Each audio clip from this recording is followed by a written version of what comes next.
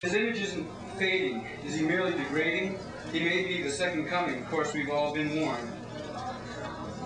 Just look at me. I can still handle my beer. Look at that faggot. The whole world's gone queer. He's quite stout around the waist, and his forehead's coming out. But one thing's for sure, he knows his place. I fought a big one. Listen, sonny, all those chaps, they can't get my money. He knows the way is narrow. He knows the way is rough. One thing you can't take from him if he's had the right stuff. When I'm quitting time, I grab a cold one, and I don't stop till they shut me down. Let me add one thing, kid, before you step out. You couldn't ask for a better life than mine. And this one's called something. Less than honorable intentions guided me through that whole romance, guided by high denials of regard. For you and for me, there's a disguised contempt. In phone conversations, listening toward the blues, between sports and the news. From all last week, plans for next week, and scheduled dreams for all next year, we've worked out the details for distance. We've ruled the paper, we've stared at the table, we've lined the cabinets, we've lived within limits. We turn on the TV and stare out the window. At the neighbor's lots, the neighbor's weeds, the neighbor's cars, the neighbor's kids, the neighbor's fate, race, creed, and color. House needs a coat of paint, and lawn needs mowing. Have one more drink and keep on going. Okay. Gary Hicks.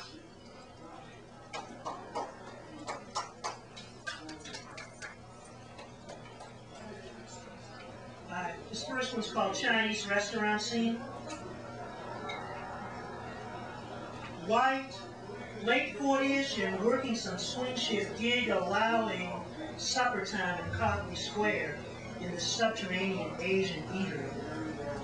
Speaking as loudly as any American tourist abroad to the young Taiwanese sisters about all kinds of cute things, adding up to one busted of subliminal past who understand English well even when spoken softly. And they wait upon the barbarian with a smile 5,000 years long and light years deep in judgment upon yet another fool.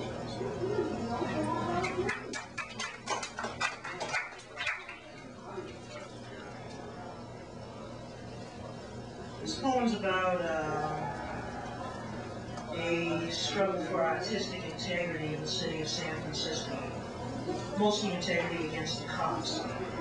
And it's called Daring Lives.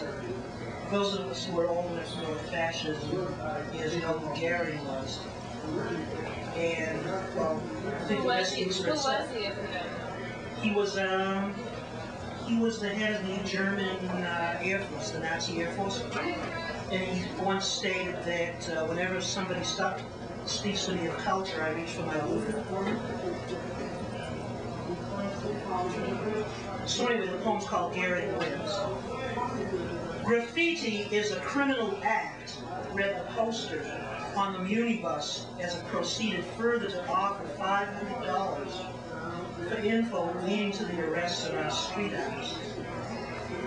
Manhattanization, you see, has little in common with the folks of Manhattan, and certainly doesn't extend to the right of our spray can partisans to share space with Maxfield Parrish and Ezra Pound. The destroyers of the I Hotel are reaching once again for their looters. The I Hotel was a hotel on the edge of downtown San Francisco, which was a residence place for old people, young people, people who worked, and it was torn down to build a parking lot after a lot of struggle and resistance by the people who lived there. As of when I left San Francisco a year ago, they still hadn't built the parking lot. It was just this big gaping hole downtown.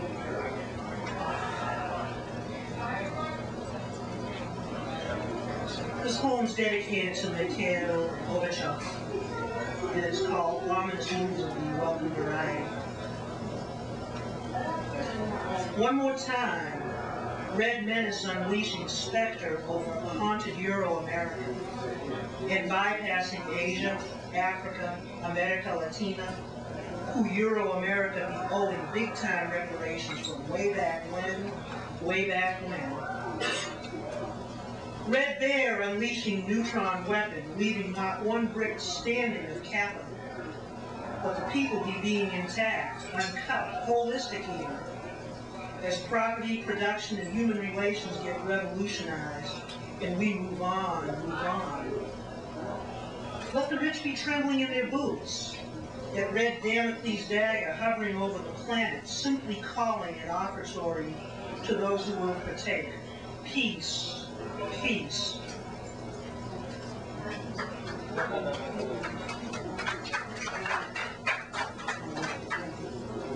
I think a number of people in this country who write poetry felt back around November and December when this Iran thing broke, that we all had to be the first kid on our block to get out a piece of poetry.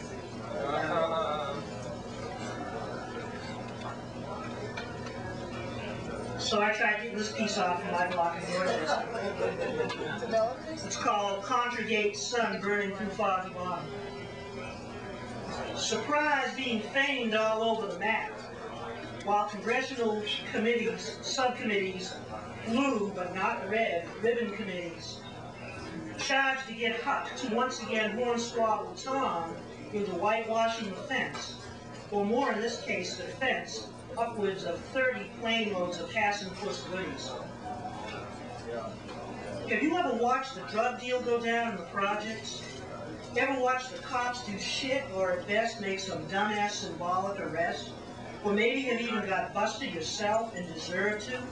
And listen to your friends snitch you out in the station, on the witness stand, in church even as they went born again, saving their souls at bargain basement rates while saving their asses?